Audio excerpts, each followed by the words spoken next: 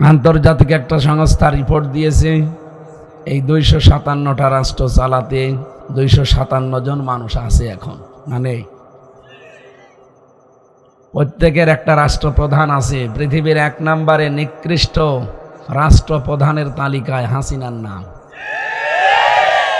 এটা শুনতেও কেমন লাগে। যদি অন্য কারো নাম হয়তো তাও তো হতো, এমন মানুষের নাম।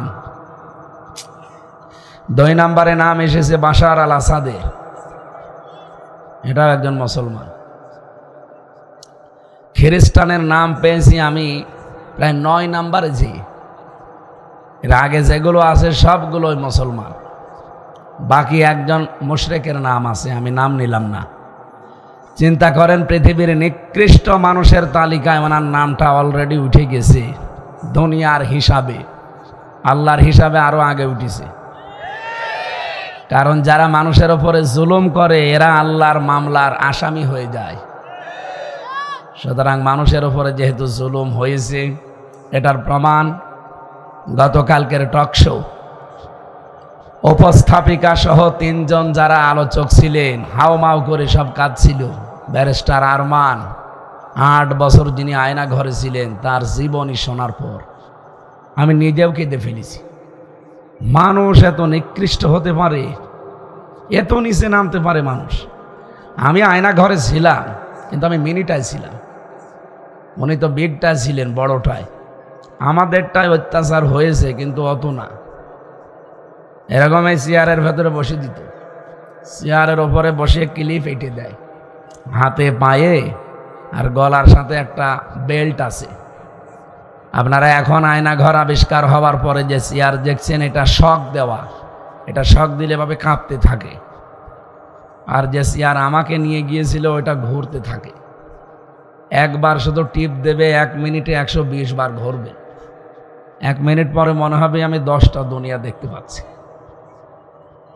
তখন ওরা ঠাট্টা করে বলে, যেহেতু আমি যেই কয়টা অফিসার পেয়েছিলাম অধিকাংশগুলো হিন্দু, সঞ্জয় দত্ত, তো নাম শুনে বোঝা যাচ্ছে ওর ইমান নেই।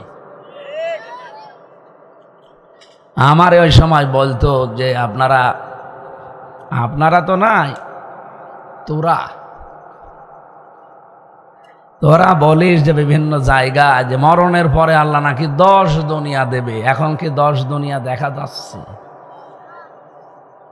আপনি চিন্তা করেছেন কোন জায়গায় আঘাত দিয়েছে? এ কথাটা নবীর সম্মানে আঘাত না? এই যে 10 দুনিয়ার সমান জান্নাত মুমিনকে আল্লাহ দান করবে, এটা কি আমার বানানো না নবীর কথা? ওরা নবীর কথাকে ঠাট্টা বিদ্রুপ করত, এমনকি আল্লাহরও ভুল ধরত যে আল্লাহর এইটা করা ঠিক হয়।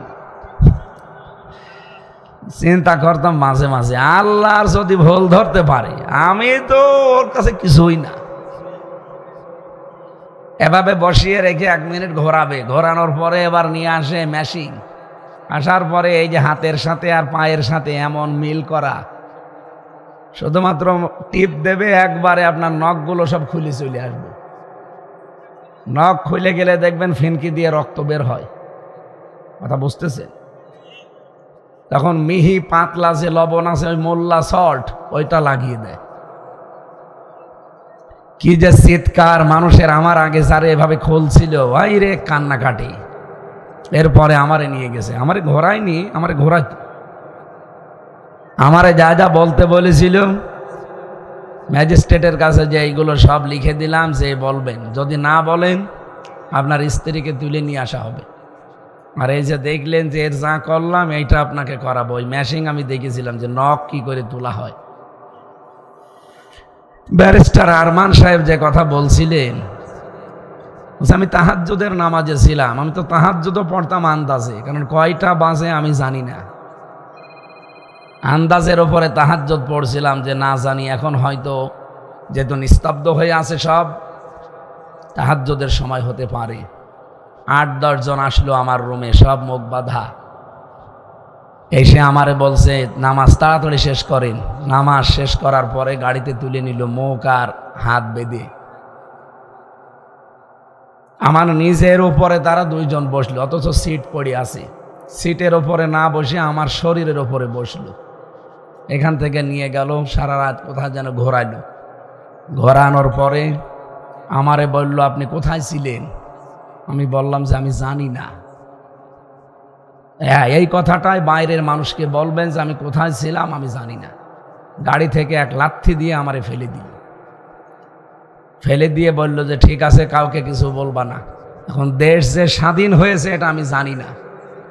এটা 5 তারিখের ঘটনা। কয় তারিখ? আগস্টের 5 তারিখের রাতে এই ঘটনা ঘটিয়েছে। উনি বহু কষ্ট করে হাতটা খুলেছে, চোখ খুলে দেখে যে চোখে ছানি পড়ে গেছে, কারণ শরীর দুর্বল হওয়ার কারণে চোখে আর ভালো দেখে না। বহু কষ্ট করে একটা সাইনবোর্ডের কাছে যেয়ে দেখে লেখা দিয়াবাড়ি উত্তরা মিরপুর। চিন্তা করলেন এ তো আমার পরিচিত জায়গা। কিছুক্ষণ পরে দেখলেন আজান আসতেছে কানে। যে 15 নম্বর সেক্টরে উত্তরায় ওই মসজিদে গিয়ে ইমাম সাহেবকে বললেন, চিন্তা করছেন এখনো দেশ স্বাধীন হয়েছে কিন্তু আমি জানি না। ইমাম সাহেবকে যদি বলি না জানি আবার ওলামা লীগের ইমাম কিনা, কোন বিপদ আবার কোন দিক থেকে কাটে। যে বললাম যে ভাই এখানে হাসপাতাল আছে আশপাশে, আমার তো পরনে সেই লুঙ্গি, ছেঁড়া লুঙ্গি, 8 বছর আমি পড়ে আছি ওই ঘরের ভেতরে, গায়ে ছেঁড়া একটা গেঞ্জি, আর ওরে চোখ বেঁধে নিয়েছিল যে গামছা, ওইটা আমার গায়ে দেওয়া। চুলগুলো তো উস্কো খুস্কো, দাড়ি তো এলোমেলো।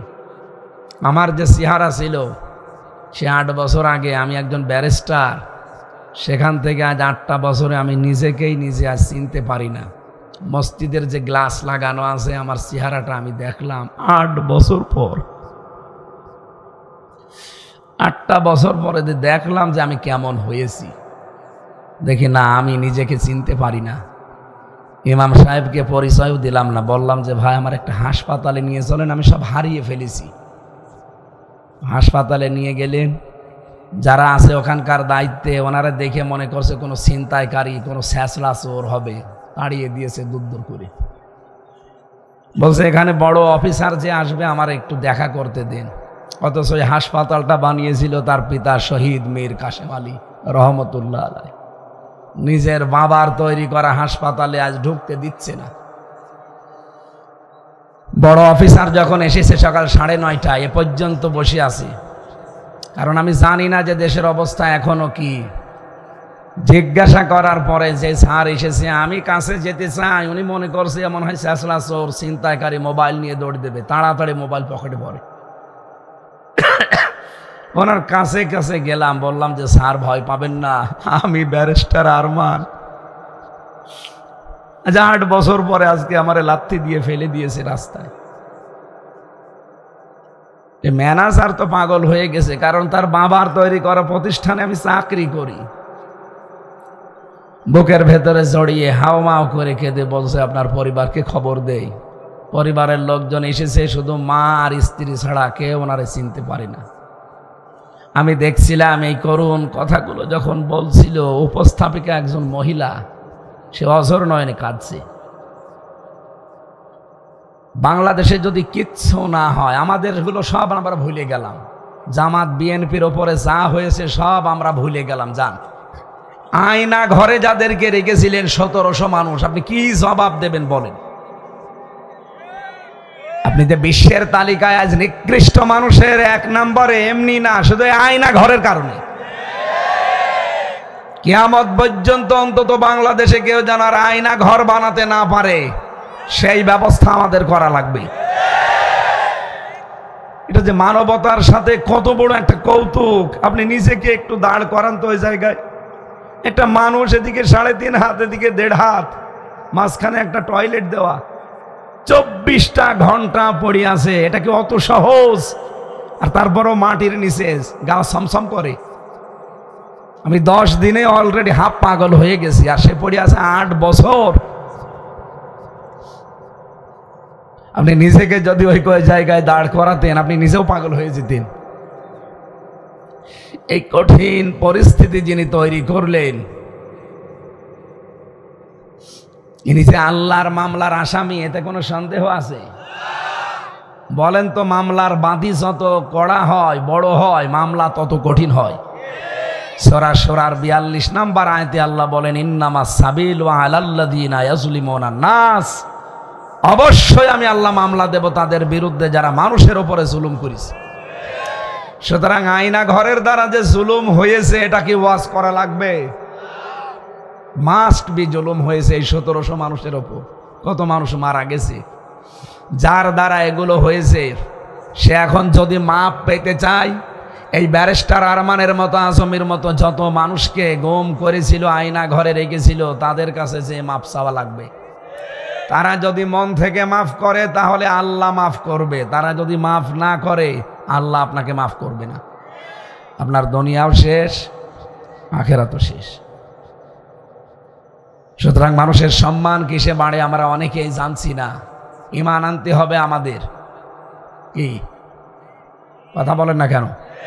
আর ঈমান আনতে হলে ঈমান হওয়া লাগবে শিরিক মুক্ত। বলেন বলেন, ঈমানটা যদি শিরিক মুক্ত হয় তাহলে আপনি নিরাপত্তা পাবেন আল্লাহর কাছে। এই যে গত রাত যেটা চলে গেল, পৃথিবীর সব মানুষকে আল্লাহ মাফ করে দিয়েছেন, শুধু 2 প্রকার মানুষ বাদ দিয়ে। 1 নম্বরে যারা মুশরিক, 2 নম্বরে যারা হিংসুক। আরে বাংলাদেশে 2টাই আছে। এই কথা বলেন না কেন? আমি এক কথায় জবাব দিচ্ছি, শিরিকের আলোচনা যেহেতু ব্যাপক, শিরিক বিল জাত, শিরিক বিল সিফাত, শিরিক বিল ইখতিয়ারা, শিরিক বিল হুকুক, এভাবে বর্ণনা করতে করতে আমি 120 প্রকার পেয়েছি। কিচ্ছু লাগবে না, জান। এখানে নড়াচড়াও করবেন না। আপনি যদি নড়েন না আপনার খবর আছে।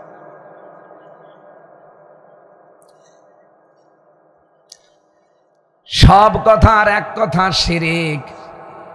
এই শিরিক হচ্ছে আমি জবাব দে, আমি এক কথায় জবাব দিচ্ছি। যদি আপনার ভেতরে থাকে এক্ষুনি পাল্টানো লাগবে না 41 সালে? অনেকে তো 41 সালে টার্গেট নিয়ে রেখেছিল, হয়েছে, সব শেষ হয়ে গেছে। সুতরাং এক্ষুনি। কখন? বলেন বলেন। আল্লাহ যেটা পারে ওইটা অন্য কেউ পারে, এই বিশ্বাস যারা করে তারা শিরিক করছে।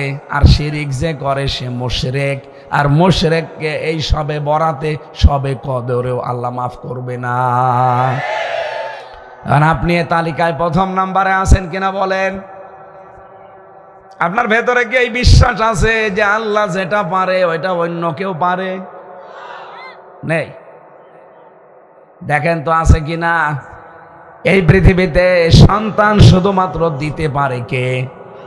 না অন্য কেউ পারে? কিন্তু বহু মহিলা যারা বসে আছে ওরা বিশ্বাস করে না বাবা পারে। এমনকি আমার উপরও বিশ্বাস করে অনেক মহিলা, বলে যে হুজুর মনে হয় কিছু পড়ে দিলে হবে।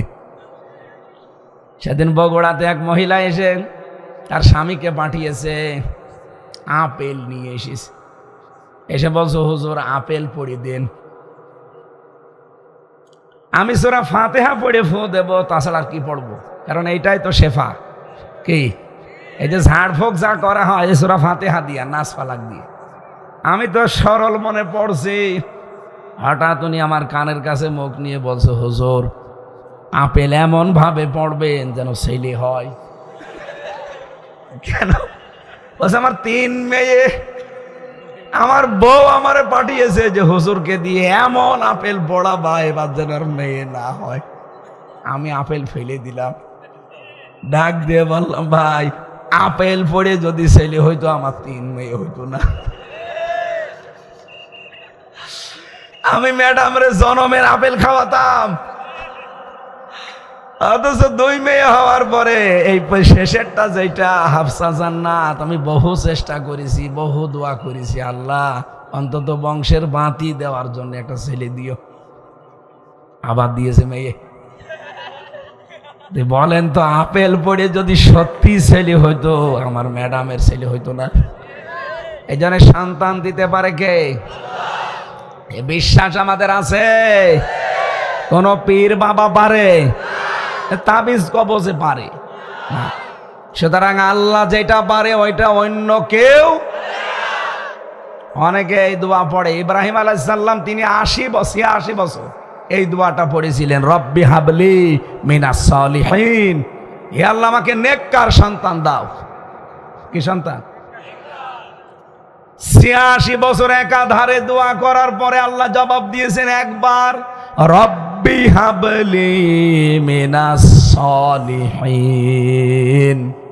হে ইব্রাহিম, এতদিন পর্যন্ত দোয়া করলে, আজকে জবাব দিলাম, যাও তোমার একটা নেককার সন্তানের সুসংবাদ দিলাম। কেমন নেককার এটা? এটা গোলামিন হালিম। হালিম মানে এই যে এখন দেখলাম লেখা আছে চাচা হালিম আর মামা হালিম। এই মামা হালিম না, এই চাচা হালিম মামা হালিম না। আমার আল্লাহ তাকে এমন হালিম দিয়েছিলেন, তিনি ছিলেন সর্বোচ্চ ধৈর্যশীল। সুবহানাল্লাহ বলতে পারেন না? আপনারা শুনতেছেন? ইব্রাহিম নবী দোয়া করেছিলেন কত বছর? আরো জোরে। এরপরেও তিনি কিন্তু ধৈর্য হারা হননি, হাল ছেড়ে দেননি। দোয়া করতে করতে আমার আল্লাহ তার ৮৬ বছর পরে জবাব দিলেন মাত্র একবার। আর আপনি বিয়ের ২-৩ মাস হয় না, পাগল হয়ে যান। কোন বাবা কোথায় আছে সেখানে দৌড়ান। ওই বাবার যদি ক্ষমতা থাকতো, বাংলাদেশে বহু পীর বাবা আছে যাদের নিজেরই ছেলে মেয়ে নেই। এই কথা বলেন না কেন? এই জন্য আমাদের এই বিশ্বাসটা যাদের আছে দূর করা লাগবে। ছেলে মেয়ে না হোক, ছেলে মেয়ে দেওয়ার মালিক কোন মাজার, কোন কবর, কোন বাবা, এমনকি হামজা। বলেন বলেন, এটা যেহেতু শুধুমাত্র পারে কে? এক ইমাম সাহেব নাকি প্রতিদিন দোয়া করতো, রব্বি হাবলি মিনাস সলিহিন। এক মুসল্লি চিন্তা করছে, আল্লাহ সারা জীবন এই হুজুরের পেছনে নামাজ পড়ছি, এর বাড়ি কোথায়? সে নোয়াখালী, আর আমার বাড়ি মনে করেন যশোর। এত দূর থেকে হুজুর এসেছে, এতদিন নামাজ পড়ায়, শুধু বলে রব্বি হাবলি মিনাস সলিহিন। কি এ দোয়ার মানে কি?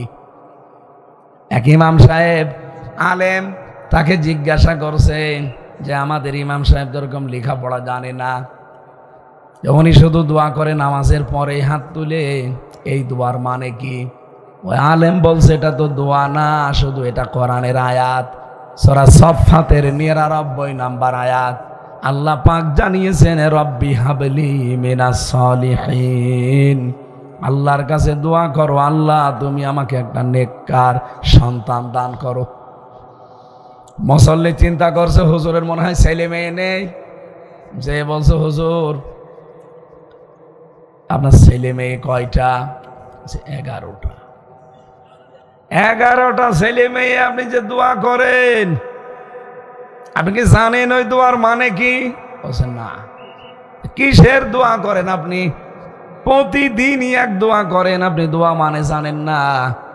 আমি আজকে আলেমের কাছে জিজ্ঞাসা করে আসলাম, এই দোয়ার মানে হচ্ছে, আল্লাহ আমারে নেককার সন্তান দাও। আপনার 11টা হয়ে গেছে, এখনো দোয়া করছেন, আপনি কি দেশ ভরে ফেলবেন? ইমাম সাহেব বলছে, বাবা এ দোয়ার মানে এই, আমি যদি আগে জানতাম তো 10 বছর আগে দোয়া বাদ দিয়ে দিতাম। আমি তো জানি না, আমি পড়িয়ে যাই, আল্লাহ দিয়ে যায়। আমি এখান থেকে একটা শিক্ষা বের করেছি। হযরত ইব্রাহিম নবী ইসমাইল পাওয়ার জন্য যে দোয়া করলেন, আল্লাহ জবাব দিলেন, গোলামিন হালিম। আমাকে ধৈর্যশীল সন্তান দিয়েছেন আল্লাহ। উনি মনে মনে সিদ্ধান্ত নিলেন, আল্লাহ তুমি আমার দোয়া তো কবুল করলে, কিন্তু কেমন হালিম দিয়েছো, আমি এই হালিম আজকে পরীক্ষা করব।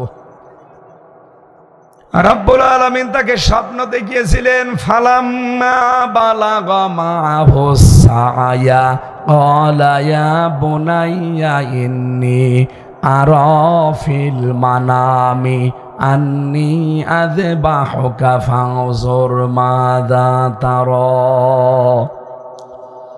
সন্তানটা তার সাথে যখন চলাফেরা করতে শিখেছে, তার মানে 12-13 বছর বয়স, একটু হাতে কামে লাগে। আপনি দেখবেন ছেলে যদি কাজ কামে লেগে যায়, একটু কথাবার্তারা শোনে, তখন তার প্রতি মায়া মহাব্বত একটু বেশি হয়। কথা বলেন না কেন? হযরত ইব্রাহিমের ঠিক এই কায়দা। তারপরও হয়েছে কত বছর পর? ৮৬ বছর পর, আকাশের চাঁদের মতো।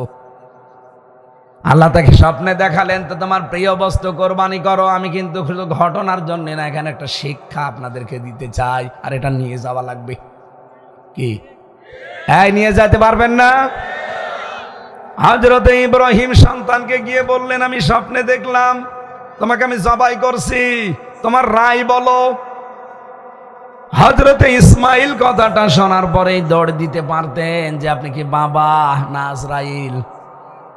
সে জন্মের পরে আমাদেরকে আমার মায়ের সাথে মরুভূমিতে রেখে গেলেন, কোনোদিন খোঁজ নেননি। আর আজকে 12 বছর পরে এসেছেন জবাই দেওয়ার জন্য। কিসের বাবা আপনি? মানি না আপনারে। বলতে পারতেন না? বলেন বলেন। হযরতে ইসমাইল তিনি এমন জবাব দিয়েছিলেন 3টা বিষয় সামনে রেখে, ইয়া আবাতি ফাআল মা তুমার সাতাজিদুনি ইনশাআল্লাহু মিনাস সাবিরিন। হযরতে ইসমাইল ডাক দিয়ে বলেছেন, হে আমার পিতা, যা আদিষ্ট হয়েছেন আপনি আদেশটা পালন করেন। আল্লাহ যদি চায় আপনি আমাকে ধৈর্যশীলদের মধ্যে পাবেন। ধৈর্যশীল পাবেন এ কথা বলেননি, তাহলে অহংকার চলে আসবে। নিজেকে অহংকার থেকে মুক্ত করার জন্য এতটুকু একটা সন্তান কি শব্দ চয়ন করেছেন আপনি খেয়াল করেন, একটু খেয়াল করেন এদিকে। হযরতে ইব্রাহিম এই জন্য তিনি সন্তানের কাছে অনুমতি চাইতে গিয়েছিলেন। তিনি কিন্তু অনুমতি না নিলেও পারতেন, কারণ হুকুমটা কার আর পালন করছে কে? নবী। বলেন বলেন, হুকুম কার? পালন করছে কে? সাধারণ মানুষ না, একজন নবী। কেন তার অতটুকু সন্তানের কাছে অনুমতি নেওয়া লাগবে? তিনি অনুমতি চাইতে গিয়েছিলেন এই কারণে, উনি বলেছিলেন আমি 86 বছর একাধারে দোয়া করে হালিম পেয়েছি। কি পেয়েছি? একটা গোলামিন হালিম পেলাম। এটা কেমন হালিম আমি আজকে দেখব, ওকে আসলেই ধৈর্যশীল। এই জন্য অনুমতি চাইতে গিয়েছিলেন। আর সন্তান জবাবও দিয়েছে 3টা কথা সামনে রেখে, হে বাবা কোনো চিন্তা নেই, আপনি চালান আপনার কাজ, যেটা আদিষ্ট হয়েছেন। আল্লাহ যদি চায় আপনি আমাকে ধৈর্যশীলদের মধ্যে পাবেন, কোনো চিন্তা করবেন না। বিশাল ঘটনা তাফসিরে ফি জিলালিল কোরআনে আছে। হযরত ইব্রাহিম নিয়ে গেলেন সন্তানকে মরুভূমির ভেতরে জবাই দেবেন। আল্লাহ তখন ডাক দিয়েছেন, ফালাম্মা আসলামা ওয়া তাল্লাহু লিল জাবিন। বলেন আল্লাহ। ফালাম্মা আসলামা, এটা দ্বিবচন। ও নড়াইলবাসী, এইটাই আজকের আলোচনার শিক্ষা। কেন আল্লাহ দ্বিবচন দিলেন? আল্লাহ বলেন দুইজনেই যখন এগ্রি হয়ে গেছে, দুইজনেই যখন রাজি হয়ে গেছে, তখন আল্লাহর এই বিধানটা পালন করা তাদের দ্বারা সহজ হয়েছে। ইব্রাহিম নবী যদি বলতেন আমি জবাই দেব, আমি আল্লাহর হুকুম পালন করবই। ইসমাইল নবী যদি বলতেন না আমি আমার গলা দেব না, জবাই হতো। আরো আসতে বলেন। ইসমাইল নবী যদি বলতেন ঠিক আছে আমি আল্লাহর বিধানের সামনে জীবন দিয়ে দিলাম। ইসমাইল নবী ইব্রাহিম যদি বলতেন না আমার এত বছরের সন্তান আমি জবাই দেব না, আল্লাহর বিধান পালন হতো। আল্লাহ বলেন দুইজনেই যখন রাজি, তখন আমি আল্লাহ ডাক দিয়েছি, ওয়ানাদাইনাহু আইয়া ইব্রাহিম, হে ইব্রাহিম কদ সাদ্দাকতার রুয়া, তোমার স্বপ্নকে তুমি সত্যের রূপ দিয়েছো। ইন্না কাযালিকা নাজজিল মুহসিনিন। এখানে যারা তাফসীর বসে তাদেরকে বলছি, এই যে আলেম বসে আছে, আল্লাহ মুহসিন দিতে পারতেন, মুহসিনিন দিলেন কেন? শব্দটা শুরু করার আগে আল্লাহ এমন একটা শব্দ লাগিয়েছেন ইন্না। এ শব্দ না দিলেও বাংলা অর্থ হয়ে যায়। কেন ইন্না লাগিয়েছেন আর কেন মুহসিন না দিয়ে মুহসিনিন দিয়েছেন, এইটাই আমাদের নিয়ে যাওয়া লাগবে। আল্লাহ গ্যারান্টি দিয়েছেন এই কারণে আমরা যেন কোনো সন্দেহ এর ভেতরে না করি, আর আমরা করিও না। কি করি? সন্দেহ করি। কোরআনের কোনো কথায় আমাদের সন্দেহ আছে, হয়তো মানতে পারি না, সেটা আমাদের দুর্বলতা। এই যে আমার আগে যিনি কথা বলছিলেন বাচ্চু ভাইয়ের আগে, উনি কিন্তু বলেছেন, ওনার ওই কথাটা আমার কানে এখনো বাজতেছে। কে উনি আমি চিনি না, কিন্তু কথাটা তো ভালো কথা। কোরআনে কারিমে যত কথা আল্লাহ দিয়েছে, কোনো কথায় মিথ্যা, সন্দেহ, সংশয় আমরা মানতে পারি না। ওটা আমার দোষ না আল্লাহর দোষ? বলেন বলেন।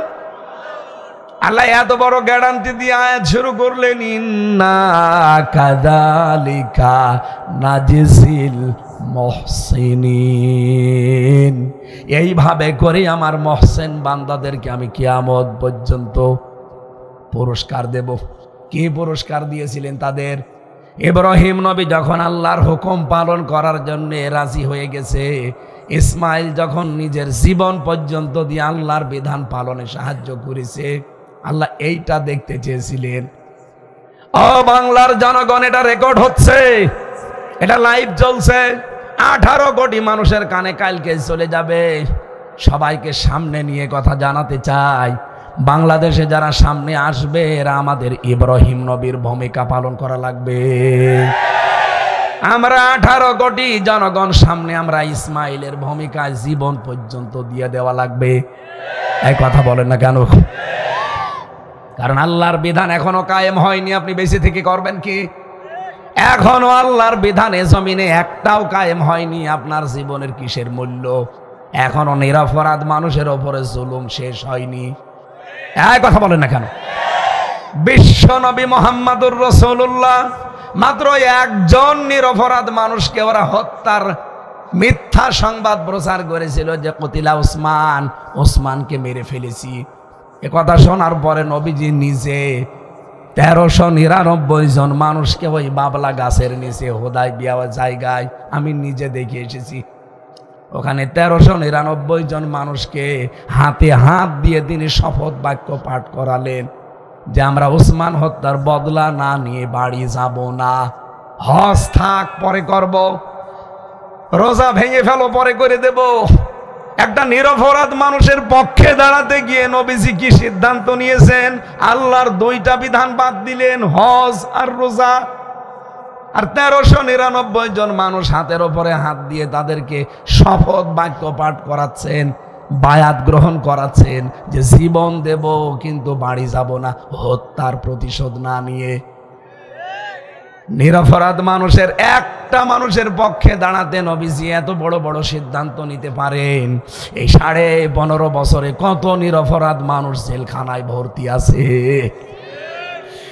এই নিকৃষ্ট মহিলার হিংসার বশবর্তী হয়ে তার রাগের কাছে হার মেনে জীবনটা নষ্ট করেছে কত মানুষ, বিশেষ করে আজহারুল ইসলাম। এই কথা বলেন না কেন? 15.5 বছরে যারা মিথ্যা মামলার শিকার হয়েছে তার ভেতরে এই লোকটা, যেহেতু উনি অবৈধ প্রধানমন্ত্রী ছিল, ওনার অবৈধ ক্ষমতা থাকাকালীন যা করেছে সব অবৈধ। এই জন্য 15.5 বছরে যারা মিথ্যা মামলায় মিথ্যা সাক্ষীর কারণে ফাঁসি পর্যন্ত হচ্ছে, আদেশ হয়ে গেছে, এদের সবাইকে এই মুহূর্তে ছেড়ে দেওয়া দরকার। এটা রাজনৈতিক বিষয় না, এটা কোরআনের সাথে সম্পর্কিত। সূরা ফাতহ 18 নম্বর আয়াতে আয়াতটা আছে, লাকাদ রাদিয়াল্লাহু আনিল মুমিনিনা ইয ইউবাইউনাকা তাহতাশ শাজারাতি ফাআলিমা মা ফি কুলুবিহিম ফাআনজালাস সাকিনাতা আলাইহিম ওয়া আসাবাহুম ফাতহান করিবা। আল্লাহ বলেন আমি রাজি হয়ে গেছি, অলরেডি রাজি হব না, হয়ে গেছি। এটা মাঝি পাস্ট, এটা অতীতের শব্দ আল্লাহ চয়ন করলেন, এর আগে লাকাদ লাগিয়েছেন যে অবশ্যই আমি আল্লাহ রাজি হয়ে গেছি। আনিল মুমিনিনা, এই মুমিনদের উপরে, তাহতাশ শাজারাতি, যারা এই গাছের নিচে ইউবাইউনাকা, আপনার হাতের উপরে হাত দিয়ে আজ যারা শপথ বাক্য করছে। আল্লাহ রাব্বুল আলামিনের নবী 1399 জন হাত দেওয়ার পরে নিজের বাম হাতটা এভাবে তুলে দিলেন। সাহাবীরা বলে হুজুর এই হাত কিসের? নবীজি বলেন এই মাত্র কোরআনের আয়াত নাজিল হয়েছে, আজকের এই ময়দানে যারা শপথ নিয়েছো একজন নিরপরাধ মানুষের হত্যার বদলা নেওয়ার জন্য, সবার উপরে আল্লাহ খুশি হয়ে গেছে। আমার ওসমান তো এখানে নেই, তাকে তো শহীদ করে ফেলেছে, অথচ মিথ্যা কথা ওরা ছড়িয়েছিল। আমার ওসমান নেই, এই ওসমানের ওপরও তো আল্লাহর রাজি হওয়া লাগবে। এই জন্য হাতটা আমি তুলে দিলাম, এটা ওসমানের হাত। আজ বাংলাদেশে ঠিক 1400 বছর পরে অবস্থা দাঁড়িয়েছে। এটিএম আজহারুল ইসলামের সাথে আমি নিজে ছিলাম 3টা বছর। রাজনৈতিক মামলার শিকার এই লোকটা, হিংসার বশবর্তী করে তাকে আপনি এই 12 বছর জেল খাটালেন। কথা বললেন না কেন? 13টা বছর সে লোকটা জেলে পড়ে আছে। উনি যদি বামপন্থী রাজনীতি করতেন, আল্লাহর কসম উনি আজ মন্ত্রী থাকতেন। রংপুরের বদরগঞ্জ, তারাগঞ্জে এত জনপ্রিয় লোক আমি আর পাইনি।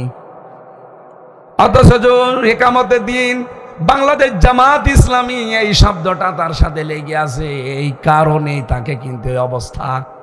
অথচ তার সাথে মামলায় ছিল লুৎফুজ্জামান বাবর, বিএনপির, ওনারা ছেড়ে দিয়েছেন। আমরা চাই 18 তারিখে ওনাকে ছাড়া লাগবে। এই কারা কারা চান দেখি?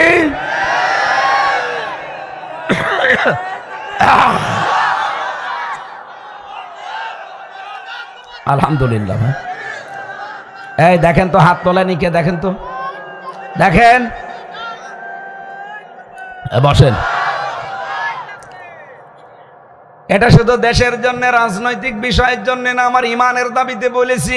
নবীজি যদি একটা নিরপরাধ মানুষের পক্ষে দাঁড়াতে 1399 জনের জীবন নিতে পারে, বলেন তো আমাদেরও সে সময় আসে নাই?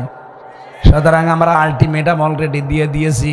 আর আমাদের মুখের কথা মনের কথা কিন্তু এক।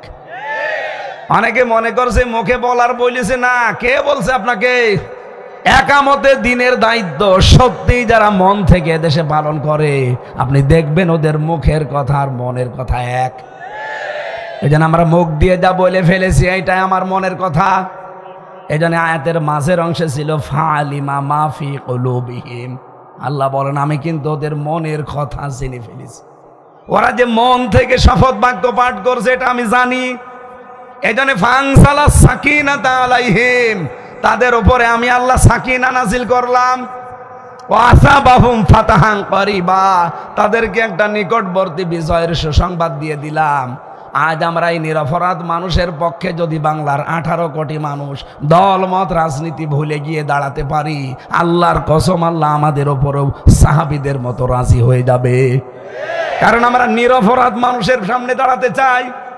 উনি জুলমের শিকার, উনি অবিচারের শিকার, হিংসার বশবর্তী হয়ে খালে হাসিনা এটা কাজ করে গেছে।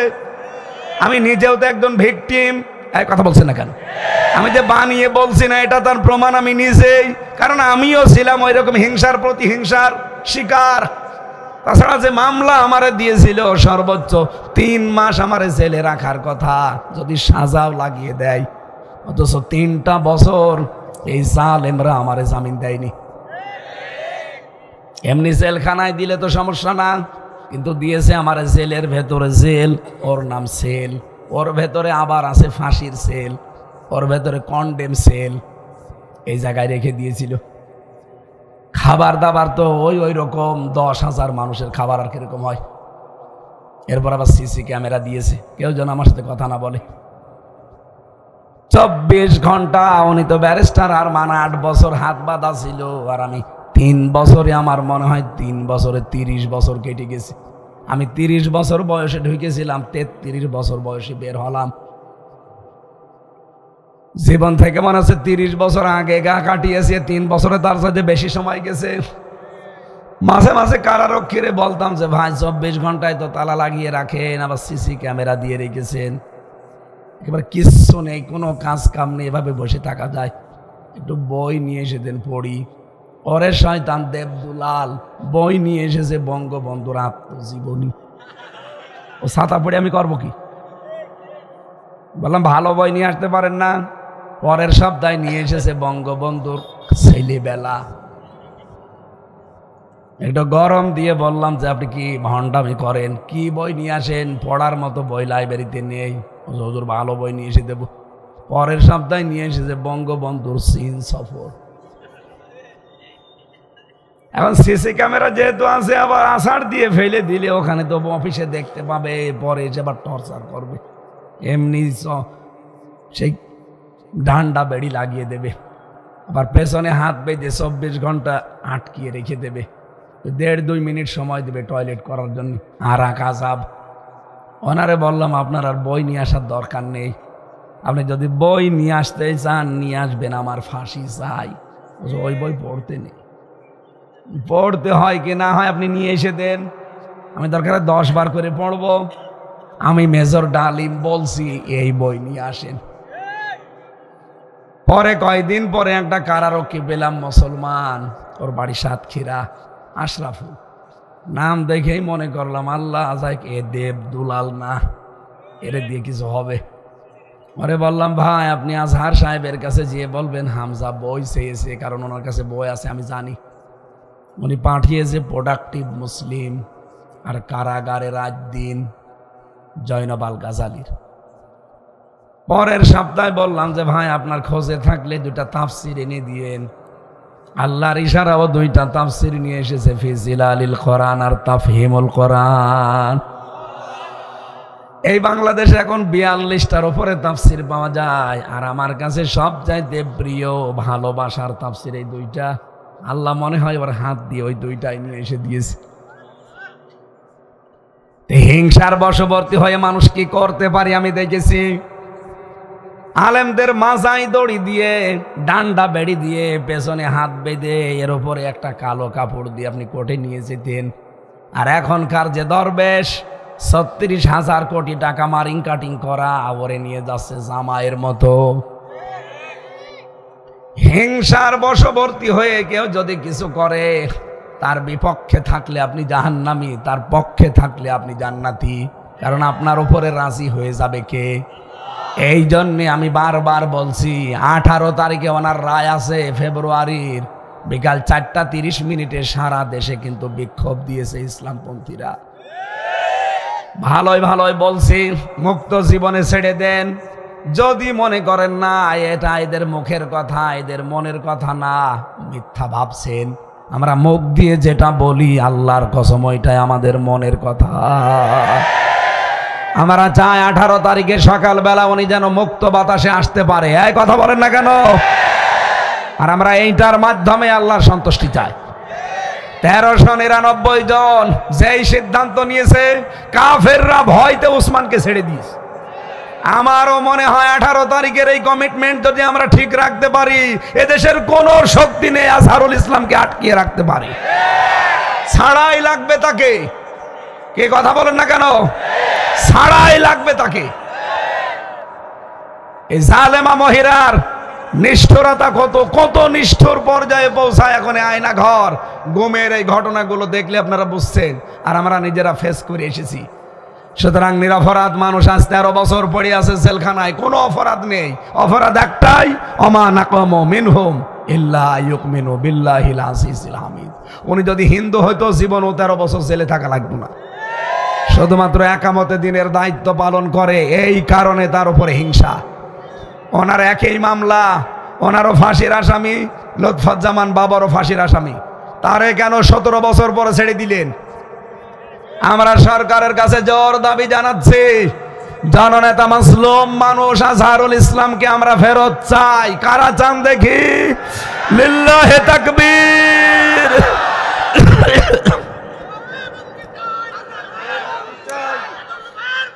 আলহামদুলিল্লাহ।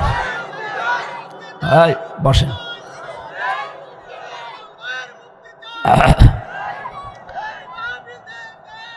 এই বসেন। কোন মানুষ যদি এই কথার ধারণা করেন জানা এটা রাজনীতি, হ্যাঁ এটা আমার রাজনীতি। আমি কোরআনের আয়াতের দলিল দিয়ে শব্দের অর্থ বলেছি। এটা যদি রাজনীতি কেউ বলে, আলেমরা বলবে। আলেম বাদ দিয়ে যার পেটে বোম মারলে সূরা ফাতিহা শুদ্ধ করে বলতে পারে না, এই লোক যদি বলে এটা রাজনীতি, ওর দাঁত মুখ কিন্তু সব খুলে ফেলবো। এটা আর আগস্টের 5 তারিখের আগে নেই। আপনি আন্দাজে রাজনীতি বলে চালিয়ে দেবেন মানে? আপনার চাইতে আমি কোরআন কম বুঝি? আমি কোরআনের ওপরে অনার্স মাস্টার শেষ করেছি। এই জেলায় আমার 6 জন উস্তাদ আছে বিশ্ববিদ্যালয়ের। ডক্টর আকবর হুসাইন, এটা আমার সরাসরি উস্তাদ। এরপরে ডক্টর ফারুক আহমেদ, এ নড়াইলে বাড়ি। অন্য বিভাগের স্যার আছে ডক্টর কামরুজ্জামান, ডক্টর শহীদ রিজওয়ান, ডক্টর আবু সিনহা, মরহুম ডক্টর রুহুল আমিন। 6 জন উস্তাদকে আল্লাহ যেন মাফ করে দেন। সরাসরি আমি 2 জনের কাছে পড়েছি, বাকিটা অন্য বিভাগের। তারপরও আমার মাথার তাজ তারা।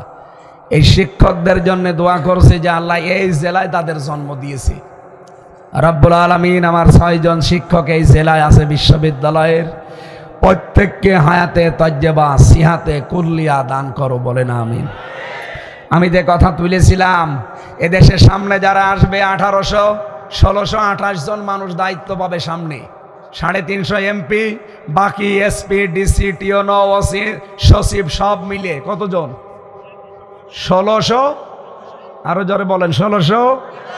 আমরা চাই এই 1628 জন মানুষ আগামীতে যেন ইব্রাহিম নবীর ভূমিকা পালন করে, যেখানে আল্লাহর বিধান যেইটা আসবে, জোরে তরবারিও চালানো লাগে তারা চালাবে। আর আমরা 18 কোটি মানুষ আল্লাহর বিধানকে পালন করতে সাহায্য করব, যদি গলাও দেওয়া লাগে দিয়ে দেবো ইনশাআল্লাহ। এই কথা বলেন না কেন? তখন আল্লাহ আমাদেরকে উত্তম পুরস্কার দেবেন। এই জন্য মহসিন না দিয়ে মহসিনিন দিয়েছেন। সুবহানাল্লাহ বলতে পারেন না? ইন্না হাযা লাহুয়াল বালাউল মুবিন। যদিও এটা বিশাল পরীক্ষা, একটা স্পষ্ট বিশাল পরীক্ষা, এটা সবাই পরীক্ষায় আসতে পারবে না। এটা পরীক্ষায় উত্তীর্ণ হওয়ার জন্য ইব্রাহিম ইসমাইলের মতো ঈমান থাকা লাগবে। আরো জোরে বলেন। আল্লাহ রাব্বুল আলামিন বলেন, ফাদাইনাহু বিযিবহিন আযীম। তাদের এই কোরবানির কারণে আমি বিশাল একটা কোরবানি তাদের জন্য পাঠিয়ে দিলাম, জান্নাতের একটা দুম্বা। সুতরাং আমাদেরও সামনে এই বাংলাদেশটা একটা জান্নাতের পরিবেশ তৈরি হতে যাচ্ছে। কথা বলেন না কেন? আমরা ইব্রাহিম এবং ইসমাইলের ভূমিকায় আসতে রাজি আছি। হ্যাঁ, রাজি আছে। সামনে আর বেশি দিন বাকি নেই। আপনি দেখেছেন মাত্র এই 6 মাস 9 দিনের ব্যবধানে 15 ভাগ মানুষ চাইতো দেশে আল্লাহর দিন কায়েম হোক। গত 3 দিনে আগের রিপোর্ট, আজকে তো 15 তারিখ, 12 তারিখের রিপোর্ট। আন্তর্জাতিক মহলগুলো এদেশের রিপোর্ট দিয়েছে, এই দেশে এখন 100 জনের 66 জন মানুষ চাচ্ছে দিন কায়েম হোক। আর কিছুদিন যেতে দেন, এদেশের 100 জনের 100 জন মানুষ বলবে আমরা কোরআনের আইন চাই। কারণ সব আইন আমাদের দেখা শেষ। কে কথা বলেন না কেন? ডক্টর কামালের তৈরি করা এই সংবিধান আজ 54 বছর বাংলাদেশে চলছে, 17 বার পরিবর্তন হয়েছে, কিচ্ছু শান্তি আমরা পাইনি, আরো অশান্তির দাবানল চলেছে। এদেশে চোর চুরি করলে ডাকাত হয়, ডাকাত চুরি করে জেলে গেলে খুনি হয়। এমনকি অনেক গাঁজাখোরকে দেখেছি জেলের ভেতরে গাঁজার গাছ লাগায়। আমি যেই তালায় থাকতাম তার নিচ তালায় এক গাঁজাখোর, ও গাঁজার গাছ লাগিয়েছে 2 মাস আগে, এত বড় হয়ে গেছে টপের ভেতরে। জেলার একদিন এসে বলছে, তুই গাঁজার বীজ পেলি কোথায়? বলছে, স্যার আমি ওই যে মামলার হাজিরা দিতে গিয়েছিলাম, আমার শোভাকাঙ্ক্ষী বাইরে আছে, আমার দোস্তরা, তারা আমার আসার সময় একটা টোপলা দিয়েছিল গাঁজার বীজের, ওটা আমি মুখের ভেতরে নিয়েছিলাম। এই জায়গায় ঢোকানোর সময় যখন ম্যাচিং দিয়ে স্ক্যান করে আমি ধরা পড়িনি, চুরি করে চলে এসেছি ভিতরে। আর ওই গাছ আমি এই যে টবের ভেতরে লাগিয়েছি, দেখেন স্যার 2 মাসে কত বড় হয়েছে। হিন্দু তো বলছে, আরে শয়তান, তোরে গাঁজা খাওয়ার কারণে পুলিশে ধরে দিল জেলে, তুই জেলের ভেতরে গাঁজার গাছ লাগিয়েছিস, তোরে আমি কোথায় দেব? তোরে স্বর্গে দেওয়া ছাড়া উপায় নেই। ও তার জান্নাত বিশ্বাস করে না, কি বলছে? স্বর্গে দেওয়া লাগবে তোর। যে ডক্টর কামালের তৈরি করা সংবিধান দিয়ে বাংলাদেশে গাঁজাখোর আরো গাঁজার গাছ লাগায়, চোর যে ডাকাত হয়, ডাকাত যে ওখান থেকে খুনি হয়। কারণ খুন করে যারা, তাদেরকে ওখানে আছে, আপনি গেলে আপনাকে ট্রেনিং দিয়ে দেবে। ওখানে সুইডেন আসলাম আছে 27 বছর, মুকিম গাজী আছে আজ 43 বছর, ডেঞ্জার রাসু পড়ে আছে গোপালগঞ্জের, ভয়ঙ্কর তাজ পড়ে আছে টাঙ্গাইলের। যে সোহেল চৌধুরী হত্যার মামলার আসামি নায়ক, নায়ক নাম শোনেননি? 25 বছর আগে তাকে মেরে ফেলেছিল, সেই মামলার আসামি এবার বের হয়েছে মামুন। এই মানুষগুলোর ভেতরে আছে, এখান থেকে মূল্যচর যাবে, ওখান থেকে ডাকাত বের হবে। আর ডাকাতি করে বহু মানুষকে দেখেছি ধরা পড়েছে, তারা যায় ওখান থেকে খুনের ট্রেনিং নেয়। কারণ ওর সাথে সারাদিন বসে গল্প করে, জিজ্ঞাসা করে কোন মামলা, যেই বলে ভাই ডাকাতি করতে গিয়েছিলাম ধরা পড়ে গেছি, ধমক দেয়, আরে বেটা ডাকাতি করতে গেলি দুটো ফেলে দিতে পারলি না, তুই আমার সাথে থাক, কি করে মানুষ ফেলা লাগে তোরে আমি শিখাবো। ঠিক শিখাই। এই জন্যে কামালের এই সংবিধান দিয়ে বাংলাদেশে শান্তি আসা। আরো জোরে বলেন। সামনে কি মাস? রমজান। বলেন বলেন। রমজানে আমার আল্লাহ যে নাজিল করেছেন ফুরকান, এর নাম কি? আরো জোরে বলেন। ফুরকান। কোরআন তো নাম, এর 55টা নাম আছে, একটা নাম কি? ফুরকান মানে না, ফুরকান মানে সংবিধান। ফুরকান নামে আল্লাহ একটা সূরা দিয়েছেন, 77টা আয়াত আছে, 73টা ধারা আছে। বাংলাদেশে 41 সাল টার্গেট দেওয়া লাগবে না, শুধু এই 73টা ধারা সংযোজন করে দেন। যেহেতু এখন সংস্কার চলছে, এই 73টা ধারা শুধু বাংলাদেশের সংবিধানে চালু করে দেন, 73 ঘন্টায় বাংলাদেশ মিনি জান্নাত হয়ে যাবে। চোর চুরি করলে হাত কাটা পড়বে। বাংলাদেশে যারা বড় বড় চোর, এরা অভাবে না স্বভাবে? এই কথা বলেন না কেন? গত কয়েকদিন আগে অবৈধ প্রধানমন্ত্রী, ওনার আমি প্রধানমন্ত্রী বলি না, কারণ আমি 3 বার ওনারা ভোট দিতে পারি নাই। উনি ওখান থেকে ভিডিও বার্তা ছেড়েছে যে দোষ সবাই আমারে দেয়, আমারে গালি দেয়, টাকা পয়সা কি সবই আমি মেরে খেয়েছি, আমার বোন কিছু করিনি। হ্যাঁ, আপনার বোনও করেছে। পাবনার রূপপুর পারমাণবিক কেন্দ্র 82,000 কোটি টাকা এখান থেকে মারিং কাটিং করেছে ওনার বোন রেহেনা। এই কথা বলেন না কেন? শুধু ওনার বোন, ওনার বোনের মেয়ে, সেটাও ধরা খেয়েছে বাইরের দেশে। আমিরে জামাত ডক্টর শফিকুর রহমানের জন্য কয়েকদিন আগে কুষ্টিয়াতে বলেছিল হাসিনার বোনের মেয়ে, এই রেহেনার মেয়ে টিউলিপ, এটা বাংলাদেশের জন্য একটা কলঙ্ক। আমার মনে হয় পুরো পরিবারটা এদেশের জন্য এখন কলঙ্ক। হ্যাঁ, কথা বলেন না কেন? যার উপরে যতটুকু করবেন, আমি আবার ওই ভাইয়ের কথা বলছি, উনি কিন্তু এই কথাগুলোই বলছিলেন যে যার উপরে আপনি যতটুকু করবেন ওইটা আপনার জীবদ্দশায় আল্লাহ শোধ নেবে। আমি আজকে দিনের বেলায় সাতক্ষীরা ছিলাম। সাতক্ষীরায় আপনি কি করেছেন? 13 সালে বুলডোজার দিয়ে পুরা বাড়ি ঘর মানুষের একেবারে শ্মশান বানিয়ে দিয়েছেন। আল্লাহ সেইটা এখন এই 25 সালে ঘরত দিল। আযাবুল বুলডোজার নাজিল করি। কি আযাব? আযাবুল বুলডোজার। আযাবুল বুলডোজারের পরে নাজিল হয়েছে ডেভিল হান্ট। এটাও একটা গজব। ডেভিল মানে শয়তান, হান্ট মানে খোঁজে, শয়তানের খোঁজে। আবার ঝামেলা করবেন, উস্কানি দিচ্ছে, ওখান থেকে আবার পা দেবেন, কয়দিন পরে আর এক গজব নাজিল হবে। কথা বলেন না কেন? আপনি কি মনে করছেন ডক্টর ইউনূস বসে আছে? না, মোদি দাদা এখান থেকে গেছে ট্রাম্পের কাছে এই বাংলাদেশ সম্পর্কে কিছু মিথ্যা কথা বলবে, কারণ এই বিশ্বে 257টা রাষ্ট্রে সবচাইতে বেশি মিথ্যা কথা বলে ভারত। এটা আজকে প্রমাণ হয়ে গেছে, মাইক্রোসফট রিপোর্ট দিচ্ছে, খ্রিস্টানদের রিপোর্ট। তামাম দুনিয়ায় সবচাইতে বেশি মিথ্যা কথা বলা হয় ভারতে। আর দাদা একেবারে গেছে ট্রাম্পের কাছে, সেই মিথ্যা কথাগুলো বলতো যে এই দেশে এখন জঙ্গি ভরে যাচ্ছে। এই যে জুমার নামাজ পড়ে আমরা বের হই, 500, 600, 1000 মানুষ, টুপি মাথায়, দাড়ি মুখে, কথা বলেন না কেন? এই যে কোরআন শুনছেন বসে বসে হাজার হাজার মানুষ। ওই শয়তান যারা আছে উগ্রপন্থী, আমি নাম নিতে ওদের ঘৃণা করি, ওই শয়তানগুলো এগুলো ছবি তুলে পাঠায়, ট্রাম্পকে দেখায় এই দেশে জঙ্গি ভরে গেছে, দেশে কত বড় বড় দাড়িওয়ালা লোক, টুপিওয়ালা লোক এক জায়গায় হয়েছে। ওরা এমনি দাড়ি টুপি দেখলে ভয় করে। তখন এই দেশে জঙ্গি আছে, এই ধোয়া, মিথ্যা ধোয়া তুলে তখন আমাদের দেশটাকে দখল করার চেষ্টা করে। আপনি বলেন জঙ্গি যদি বাংলাদেশে থাকবে, আজ 6 মাস 9 দিন হয়ে গেল, একটা জঙ্গির নাটক পেয়েছেন? বলেন। কারণ জঙ্গির নাটক যিনি লিখবে সেই তো পালিয়েছে, আর যাদেরকে দিয়ে জঙ্গি নাটক সাজাবে সেই মনিরুল, এই গোপালগঞ্জের, আর একজনের বাড়ি গোপালগঞ্জে, আসাদুজ্জামান, কাউন্টার টেররিজমের। এই শয়তানগুলো আলেমদেরকে, ইসলামপন্থী মানুষদেরকে ধরতো, 1 মাস 1.5 মাস 2 মাস গুম করে রাখতো, চুল দাড়ি বড় বড় হয়ে যেত, বলতে যে জঙ্গি পেয়েছে। পুরা নাটক। এই 3 বছরে আমি বহু কিছু দেখেছি ওদের।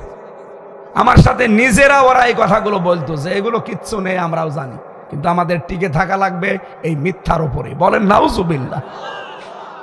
ওরা ট্রেনিং নিয়ে আসতো দাদার কাছে, এই সাদা চামড়া এদের কাছে, এসে আলেমদেরকে জেলখানায় নিয়ে জঙ্গির নামারে নাম দিয়েছে আনসারুল্লাহ বাংলা টিমের প্রধান।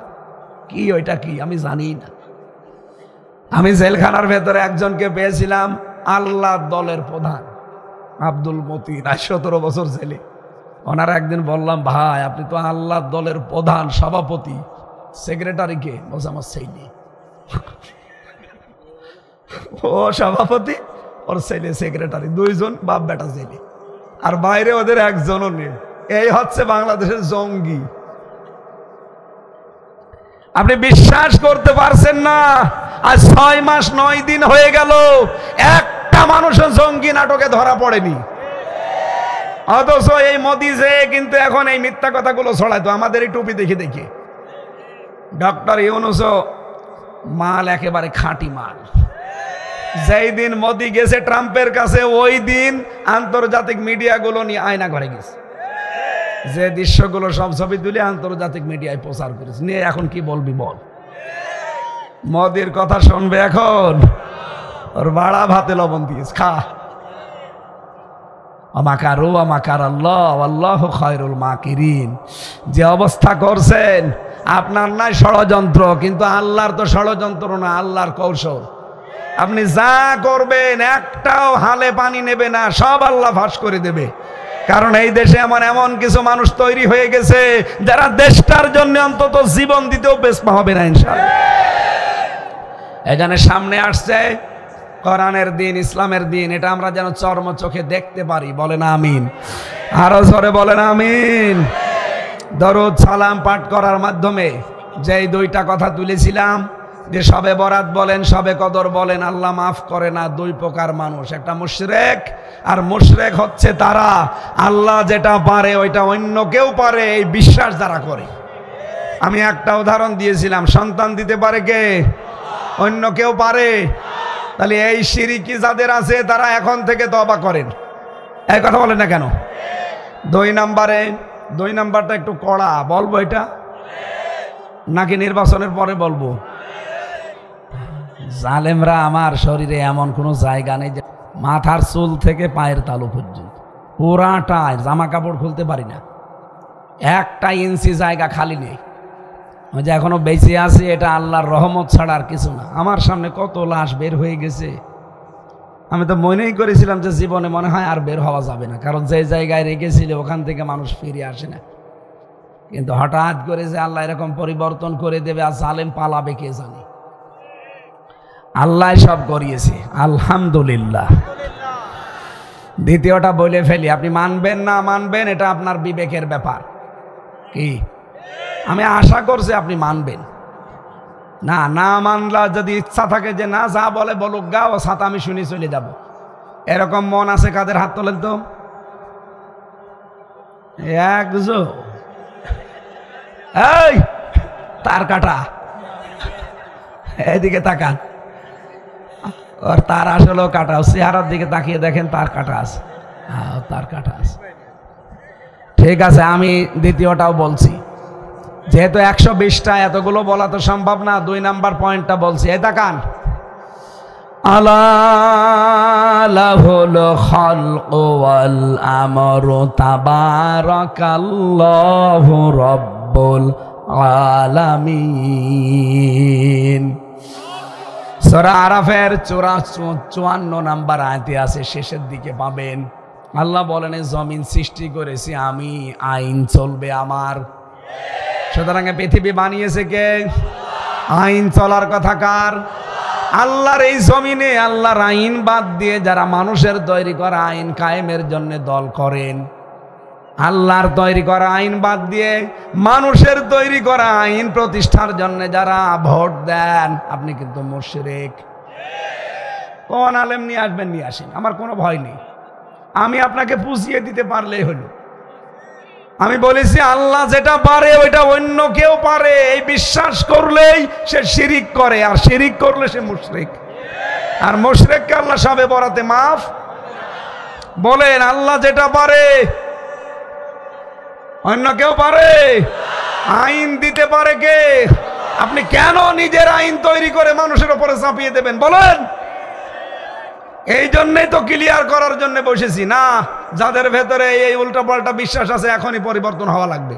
আপনি কথা দিয়েছেন আমাকে যে না আমি পরিবর্তন হব, আমি বলার দরকার বলে যাব, আপনি শোনার দরকার শুনে যাবেন। ও মাহফিল আমি করি না, আমি আপনাকে গুলিয়ে খাওয়াবো, তারপরে আমি নিজে খাবো। এখনো খাবার খাইনি, আমি যে খাবো। বলেন আপনাকে সিদ্ধান্ত পাল্টাতে হবে। আল্লাহর আইন বাদ দিয়ে মানুষের কোনো আইনের পেছনে আজকে থেকে থাকতে পারবেন না। যদি আপনি এরপরেও সিদ্ধান্ত না পাল্টান আপনি চলে যান। না আমি এখানে দেখতে চাই না, যান। এরকম কেউ থাকলে চলে যান। আজকে থেকে সিদ্ধান্ত নিয়ে বাড়ি যাওয়া লাগবে। আল্লাহর আইন ছাড়া কারো আইনের পক্ষে আমি নেই। এটা যদি আমার বাবা মা ছাড়া লাগে আমি ছেড়ে দেব, যদি দল ছাড়া লাগে ছেড়ে দেব, যদি বউ ছাড়া লাগে ছেড়ে দেবো। এই কথা বলেন না কেন? কারণ আমার আসল মালিক এবং আপনজনকে, আমার বউর জন্যে, মা বাবার জন্য আমার আখিরাত আমি নষ্ট করব?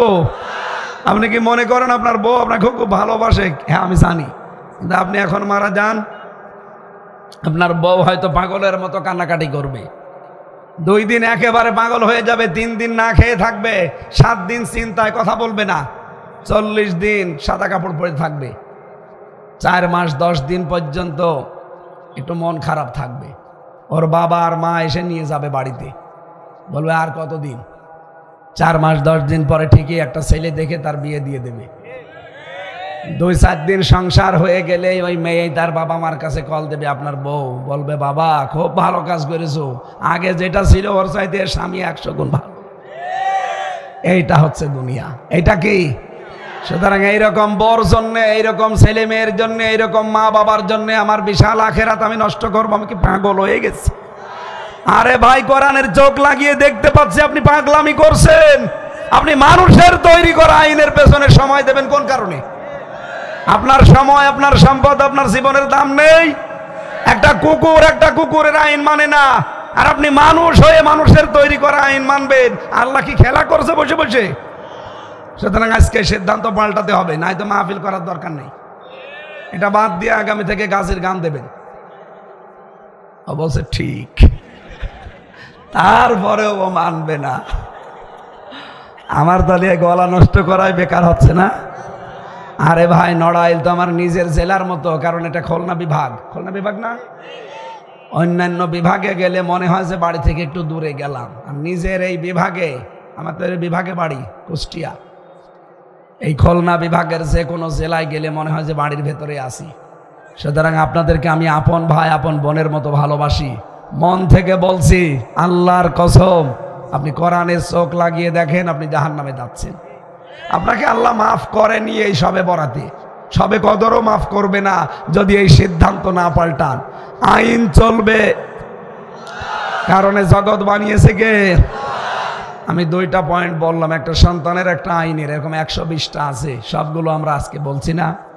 2 নম্বরে আল্লাহ মাফ করে না তাদেরকে যারা হিংসুক। কি এদেশে তো হিংসা নেই, আমার হোক অন্য কারো যেন না হয়, এটার নাম হিংসা। এই হিংসা যাদের ভেতরে আছে তাদের আমল আখলাক যায় আছে, টোটা ফাটা যে খেদমতগুলো করেন, নেক কাজগুলো করেন, ওগুলো সব পুড়িয়ে ছারখার হয়ে যাচ্ছে। নবীজি বলেন কাঠে আগুন লাগিয়ে দিলে যেমন পুড়ে যায়, যাদের ভেতরে যাররা পরিমাণ হিংসা আছে তাদের নেকি সব পুড়ে যায়। সুতরাং আমার মতো এরকম পাগলামি আমরা যেন আর না করি। হিংসা করা যাবে না, কয়দিনই বাঁচবো, যে যা করছে করুক, ওর সম্পদ হচ্ছে হোক, আল্লাহ তুমি আমাকেও দাও না, আমারই হবে আর কারো যেন না হয়। এটার নাম এই হিংসুক যারা নারী পুরুষের ভেতরে, তারা সবে বরাতে মাপ পান নাই। আর আমার আজকের তেলাওয়াত কিন্তু আয়াত সূরা আহজাব 45-46 নম্বর আয়াত, আমি 15টা পয়েন্ট করেছি আয়াত থেকে। আমাদের যিনি আদর্শ মুহাম্মদুর রাসূলুল্লাহ সাল্লাল্লাহু আলাইহি ওয়াসাল্লাম, আল্লাহ তাকে 15টা নাম দিয়েছিলেন, গুণ দিয়েছিলেন, 15টা গুণবাচক জিনিস দিয়ে দুনিয়ায় পাঠিয়েছিলেন।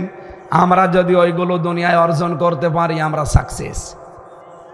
আমরা কি শুরু করব না শেষ করে দেব? আল্লাহ রাব্বুল আলামিন বলেন আহজাব, সূরার নাম কি? আরো জোরে। আহজাব মানে না, আহজাব মানে যৌথ বাহিনী। এই যে যৌথ বাহিনী এখন ডেভিল হান্ট চালাচ্ছে না, কথা বলছে না কেন?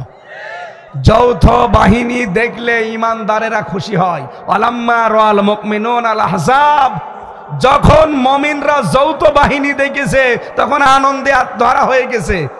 আর সবচাইতে বেশি আতঙ্ক এবং ঝামেলায় পড়েছে যারা খনি, যারা জুলুমবাজ আর যারা দুর্নীতিবাজ। দেখেন বাংলাদেশের যৌথ বাহিনী যখন অপারেশন ডেভিল হান্ট চালাচ্ছে, এদেশের ইমানদার যারা যারা অপরাধ করে না তাদের কোনো চিন্তা নেই। চিন্তা কাদের? যারা খুনি। এই কথা বলেন না কেন? যারা গাজীপুরে 2টা ছাত্রকে পিটিয়ে মেরে ফেলেছে, চিন্তা তাদের। যারা কোটি কোটি টাকার সম্পদ আত্মসাৎ করে বাইরে পাচার করেছে, চিন্তা তাদের। যারা জুলুমের সাথে 15 বছর নিয়োজিত ছিল, চিন্তা তাদের। সূরার নাম কি? যৌথ বাহিনী। সূরার নাম 73টা আয়াত আছে, মাত্র একটা আয়াত পড়েছি। আল্লাহ রাব্বুল আলামিন বলেন, ইয়া আইয়ুহান নাবিয়্যু, হে নবী, ইন্না আরসালনাকা শাহিদাও ওয়া মুবাশশিরাও ওয়া নাযীরা, অবশ্যই আপনাকে দুনিয়ায় আমি পাঠিয়েছি সাক্ষ্যদাতা, সুসংবাদদাতা আর সতর্ককারী রূপে। ওয়াদাউয়ান ইলাল্লাহি বিইذনিহি ওয়া সিরাজাম মুনীরা। 4 নম্বরে আপনাকে আমি দুনিয়ায় আমার দিকে ডাকার জন্য দায়ী করে পাঠিয়েছি। 5 নম্বরে আপনি উজ্জ্বল প্রদীপ। এরকম আছে কয়টা? 15টা। কয়টা বলেন বলেন? আপনারা কি হাঁপ লেগে গেছে নাকি? আল্লাহ রাব্বুল আলামিন নবীজিকে দায়ী দিনের দিকে ডাকার জন্য পাঠালেন, উজ্জ্বল প্রদীপ রূপে তাকে পাঠালেন, সাক্ষ্যদাতা হিসাবে পাঠালেন, সতর্ককারী হিসাবে পাঠিয়েছেন। আল্লাহ পাক তাকে সুসংবাদদাতা হিসাবে পাঠিয়েছেন। এক একটা শব্দে আমি তাফসিরে যত লক্ষ লক্ষ কথা পড়েছি, শব্দ বলা সম্ভব না। আমার কণ্ঠচার্য সাপোর্ট দিচ্ছেন, এজন্য তাড়াতাড়ি করছি। 2 নাম্বার শব্দটা আমি ব্যাখ্যা করার জন্য একটু বেছে নিলাম, বাশির। আমার নবী ছিলেন সুসংবাদদাতা। নিজেদের নফসের উপরে জুলুম করে জীবনটা যারা আমরা নষ্ট করে ফেলেছি, ও দুনিয়ার মানুষেরা ফিরে আসেন। বলিয়া ইবাদিয়াল্লাযীনা আসরাফু আলা আনফুসিহিম লা তাকনাতু মির রাহমাতিল্লাহ। আল্লাহ পাক বলেন, নবী আপনি বলুন, আমার বান্দা বান্দিরা নফসের উপরে জুলুম করে নিজেদেরকে যারা নষ্ট করে ফেলেছো, আমার রহমত থেকে নৈরাশ হয়ে যেও না। ইন্নাল্লাহা ইয়াগফিরুয যুনুবা জামিয়া, অবশ্যই আমি আল্লাহ সব অপরাধ মাফ করে দেব। ইন্নাহু হুয়াল গফুরুর রহিম, আমি গফুর এবং রহিম। আয়াতটা যখন নাযিল হয়, হযরতে দাহিয়াতুল কলবি রাদিয়াল্লাহু তাআলা আনহু মসজিদে নববীতে তিনি অঝর নয়নে কাঁদছিলেন। নবীজি বললেন, কি হয়েছে, কাঁদো কেন? হে নবী, আপনি তো বললেন আমার জীবনের সব অপরাধ কালেমা পড়ার পরে মাফ হয়ে গেছে। মাত্র আর 7 দিন আমি মুসলমান হয়েছি। কয়দিন? এইদিকে তাকান। 7 দিন আমি মুসলমান হয়েছি। আমার অন্তরের ভেতরে এখনো পর্যন্ত একটা ব্যথা। আপনি যে বললেন সব আমার মাফ হয়ে গেছে, কিন্তু না, আমার একটা অপরাধ মনে হয় আল্লাহ মাফ করে নাই। নবীজি বললেন, কি করেছে এমন বলো দেখি। আমার সন্তান সম্ভবা স্ত্রীকে আমি পাঠিয়ে দিয়েছিলাম শ্বশুর বাড়িতে, যে সন্তানটা খালাস করে আসবা, যদি ছেলে হয় জাকজমক করে আসবা, আর যদি মেয়ে হয় মেরে ফেলবা। কিন্তু আমার সন্তানটা মেয়ে হওয়ার পরে আমার স্ত্রী আমাকে বলে নাই, বলেছে মরা সন্তান হয়েছে, অন্য একজনের বাড়িতে টাকা পয়সা দিয়ে গোপনে তাকে মানুষ করেছে। 6 বছর হয়ে গেছে। হঠাৎ একদিন আমার বাড়িতে গোপনে নিয়ে এসেছে। আমি দেখার পরে মেয়েটাকে আমি নিজেই পাগল হয়ে গেছি যে মানুষ এত সুন্দর হয়। মেয়েটা কাছে গিয়ে যখন আদর আখলাক করলাম, স্ত্রী মনে মনে করছে সব আমি ভুলে গেছি। আমারে ডাক দিয়ে বলে, স্বামী আমার একটা কথা বলি, আপনি যদি কিছু মনে না করেন, এর চেহারার দিকে তাকান, এর নাক কান মুখ ঠোঁট কিন্তু আপনার মতোই মনে হচ্ছে। এই পৃথিবীতে যতগুলো সুন্দর মানুষ আল্লাহ পাঠিয়েছিলেন, তার ভেতরে এই সাহাবী একজন, দাহিয়াতুল কলবি রাদিয়াল্লাহু তাআলা আনহু। হযরতে জিবরাইল মাঝে মাঝে তার আকৃতি ধারণ করে নবীর কাছে ওহী নিয়ে আসতেন, এত সুন্দর ছিল। যেহেতু বাবার আকৃতি পেয়েছে মেয়েটা, স্ত্রী সাহস করে বলছে, স্বামী আমার, আপনি কি মনে করবেন জানি না, সন্তানটা কিন্তু আমাদেরই। আমি আদর এমন করলাম, স্ত্রী ভুলে গেছে। আমার মনের ভেতরে শয়তান এবং এই জাহেলিয়াত এমন ভাবে উকি ঝুঁকি মারছে যে না, একে রাখা যাবে না। বড় হলে যদি বিয়ে দেই, যেখানে যাবে সেখানে আমি ছোট হব, এটা আমি রাখবো না। ওকে নানির বাড়িতে নিয়ে যাব বলে বাড়ি থেকে সাজিয়ে নিয়ে গেলাম মিথ্যা ধোকা দিয়ে। বাড়ির দিকে না যে নানির বাড়ির দিকে গেলাম অন্য রাস্তায়, এক জঙ্গলের রাস্তায়, মরুভূমির রাস্তায়।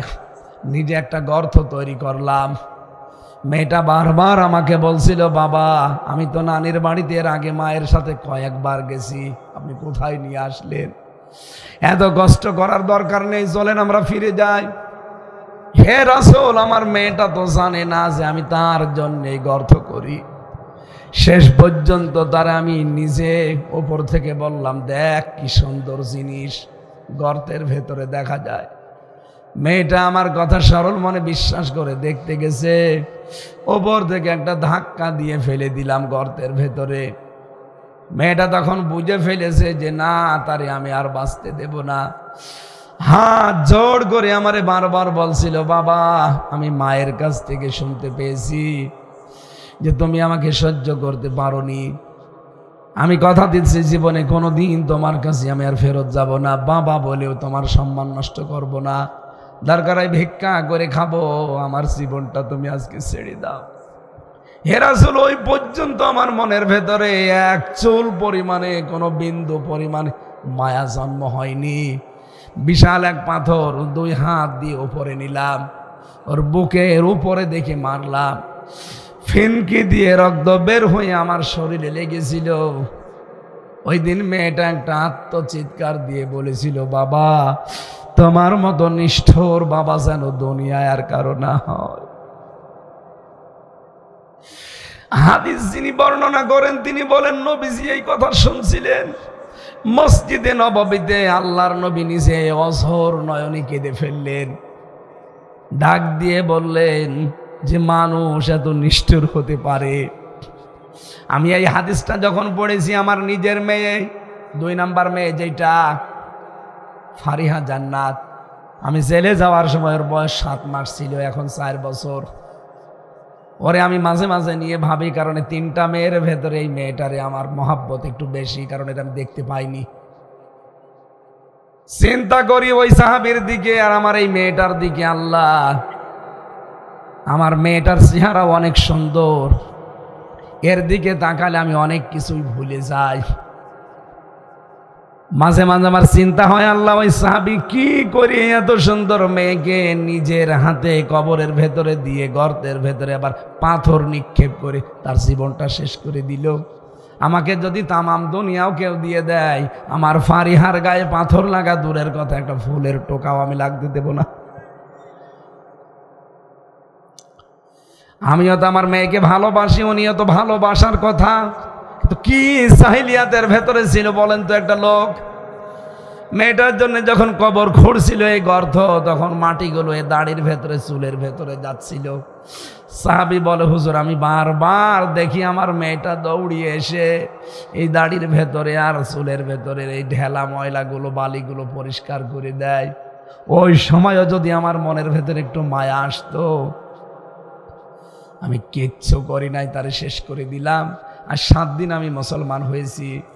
এতদিন আমার কিছু মনে হয়নি, কিন্তু আজকে আমার মনে হচ্ছে এই মেয়েটা যেন আমার মাঝে মাঝেই ডেকে বলছে, বাবা তোমার মতো নিষ্ঠুর মানুষ যেন দুনিয়ায় কারো বাবা না হয়। আপনি যে বললেন আমার সব মাফ হয়ে গেছে, কিন্তু এইটা আমার মাফ হয়েছে আমার বিশ্বাস হয় না। নবীজি তারপরেও তাকে সুসংবাদ দিলেন, শাহিদা ওয়া মুবাশশিরা ওয়া নাযীরা। হে দাহিয়াতুল কলবি, তুমি যা করেছে শুনলাম। আমি যদি তোমার মালিক হতাম, তোমার আমি মাফ করতাম না। মানুষ এত নিকৃষ্ট আচরণ করতে পারে, কিন্তু আমি তো তোমার মালিক না, তোমার মালিক একজন আছে, উনি যেহেতু কোরআনে আয়াত নাজিল করেছে, আমি তোমার গ্যারান্টি দিতে পারি আল্লাহ তোমাকেও মাফ করে দিয়েছেন। সম্মানিত মা বোনেরা, কোথায় ছিলেন আপনারা? আছাড় দিয়ে মেরে ফেলতো জন্মের পরেই। কোথায় তুলে দিয়েছে আমার আল্লাহর নবী এসে ইসলামের কারণে। সুসংবাদ দিয়ে যাচ্ছি, যদি ইসলামের দেশে আবার আসে, মেয়েরা সব চাইতে দামি জায়গায় থাকবে। বিশ্ব নবী জানিয়েছেন, যার 3টা মেয়ে আছে, যদি 3টা মেয়েকে আদর যত্ন করে, তাদের পেছনে খরচ করে, দিন শিক্ষা দিয়ে, সৎ পাত্র দেখে পাত্রস্থ করতে পারে, আমি নবী গ্যারান্টি দিলাম কিয়ামতের দিন সে আমার সাথে এইভাবে জান্নাতে থাকবে। আমি এই আশায় বুক বেঁধে আমার 3টা মেয়ের পেছনে শ্রম দেই, তাদেরকে দিনের শিক্ষা দিচ্ছি, তাদের পেছনে আমার সাধ্য মতো খরচ করছি। আমার পৃথিবীতে আল্লাহ রাসূলের পরে এই 3টা মেয়ে আমার কাছে আমার পৃথিবী। আমি চেষ্টা করব তাদেরকে সৎ পাত্র দেখে পাত্রস্থ করে, নবীর এই কথাকে আমল করে কিয়ামতে যেন নবীর সাথে জান্নাতে যেতে পারি। বলেন আমিন। আজকের মতো আর টানতে পারছি না। ওই যে গাড়ি আছে, মেয়েদের জীবনের ওপরে বই লেখা আছে, ওখান থেকে যাওয়ার সময় নিয়েছেন। আল্লাহুম্মা আমিন। রব্বিরহামহুমা কামা রব্বায়ানি সাগীরা। আল্লাহুম্মা রব্বিরহামহুমা কামা রব্বায়ানি সাগীরা। রব্বুল আলামিন 3 দিন ব্যাপী তাফসীর মাহফিলের সমাপনী রজনীতে রাত 11টা পার হয়ে গেছে। এত রাত পর্যন্ত দুনিয়ার কোনো মানুষের কথা শোনার জন্য আমরা জেগে থাকতাম না, তোমার কোরআনের কথাগুলো শোনার জন্য যারা এত পাগল হয়ে বসে আছে, এদেরকে তুমি জান্নাতের সুসংবাদ দিয়ে দাও। আজকের 3 দিনের আয়োজনের সওয়াবগুলো নবীজির রওজায় পৌঁছিয়ে দাও। বিশেষ করে এই মাহফিলের যারা খেদমত করেছে, আমার ইমদাদুল ভাই, আশরাফুল ভাই সহ আমার একটা ভাই দুনিয়া থেকে বিদায় নিয়েছে, জনাব মাহবুব ভাই। আল্লাহ তাআলা মরহুম মাহবুবকে তুমি তোমার এই যুবক বান্দাকে ডেকে নিয়েছে, তোমার কাছে মাফ করে দাও। আমার আশরাফুল ভাই, ইমদাদুল ভাই সহ শত যুবকেরা এলাকাবাসীকে মিলে আজকে দেখলাম ইমাম সাহেব কি কষ্ট করছে এই মাহফিলের জন্যে, যত স্বেচ্ছাসেবক শ্রম দিচ্ছে।